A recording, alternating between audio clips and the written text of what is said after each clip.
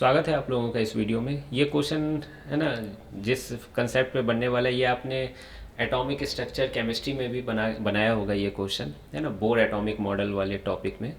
खैर हम लोग देखते हैं। तो कहा जा रहा है कि in Bohr model of hydrogen atom है ना, electron is treated as a particle going in a circle. एक इलेक्ट्रॉन है जो कि सर्कल में घूम रहा है और प्रोटॉन को फिक्स माना गया इनर्शियल फ्रेम में सेंटर पर। ठीक है, अब देखिए इलेक्ट्रॉन को घूमने के लिए सेंट्रीपिटल फोर्स चाहिए, तो वो सेंट्रीपिटल फोर्स कूलम अट्रैक्शन की वजह से मिल रहा है। अब देखिए कूलम अट्रैक्शन क्या है, कूलम फोर्स क्या होता है, ये आप लोग इलेक्ट्रोस्टैटिक्स चैप्टर में पढ़ोगे क्लास 12 में। ये होता है के Q1 Q2/r²। ठीक है, वेयर के इज कूलम्स कांस्टेंट है ना, 9 × 10⁹ उसकी वैल्यू होती है। Q1 चार्ज है, Q2 दूसरे मटेरियल पार्टिकल का चार्ज है और r दूरी है उन दोनों के बीच। ठीक है, तो अब आप देख सकते हैं, वैल्यू रख देते हैं यहाँ पर। k की वैल्यू k ही रहने देते हैं। Q1 है ना, इलेक्ट्रॉन की चार्ज -e है, तो उससे ये पता चला ये पॉजिटिव होता है ये निगेटिव होता है कि ये कूलम फोर्स जो लगेगा सेंटर की तरफ लगेगा। ठीक है, चार्ज स्मॉल e मान लेता हूँ मैं इसमें, और प्रोटॉन की चार्ज भी स्मॉल e होती है। क्लियर है ये चीज़, बस पॉजिटिव होती है। तो ke/e और इस रेडियस को मैं r मान ले रहा हूँ है ना, तो ये r² हो गया। तो यहाँ तक आप समझ रहे हो, ये कूलम फोर्स है।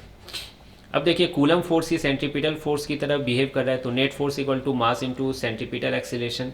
सेंट्रीपिटल एक्सीलरेशन क्या होती है आप जानते हो, v²/r होती है।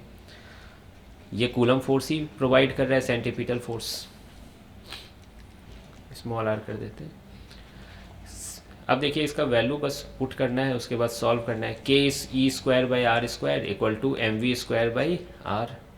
ठीक है, r से एक r कट जाएगा और v की वैल्यू हो जाएगी है ना ke²/mr, और ये स्क्वायर है तो ये स्क्वायर रूट हो जाएगी। अब बस कुछ नहीं, इसमें डाटा पुट करना है और आंसर लाना है। ठीक है, तो एक बार देख लीजिए। k की वैल्यू 9 × 10⁹, E की वैल्यू दी गई है चार्ज ऑफ इलेक्ट्रॉन 1.6 × 10⁻⁻19 का स्क्वायर हो जाएगा ये। ठीक है, या आप चाहें तो E² को बाहर भी कर सकते हैं। क्या अच्छा लग रहा है ना, E² को बाहर कर देते हैं रूट से है ना, तो वो अकेला हो जाएगा 1.6 × 10⁻⁻19। अब m की वैल्यू रख दीजिए, मास दिया गया 9.1 × 10⁻31 kg, और ये मास इलेक्ट्रॉन की मास है ना, इसकी मास है ये m। और स्मॉल r यानी रेडियस की वैल्यू दी गई है 5.3 × 10⁻11, और ये सब डाटा याद भी रखना चाहिए, आपने एटॉमिक स्ट्रक्चर में इनफैक्ट याद भी किया होगा। अब इसको सॉल्व कर लीजिए यहाँ पे है ना, मैं डायरेक्ट आंसर लिख रहा हूँ।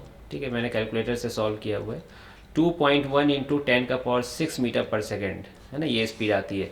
और मुझे बहुत 100% चांस लग रहा है कि आपने इसको भी याद किया हुआ है ना, Z/n ऐसे करके आपने याद किया होगा। ठीक है, तो बस यही आता है 2.1 × 10⁻6 मीटर/सेकेंड। तो बेसिक क्वेश्चन था है ना, फॉर्मूला बेस्ड क्वेश्चन था। मिलते हैं फिर नेक्स्ट वीडियो में।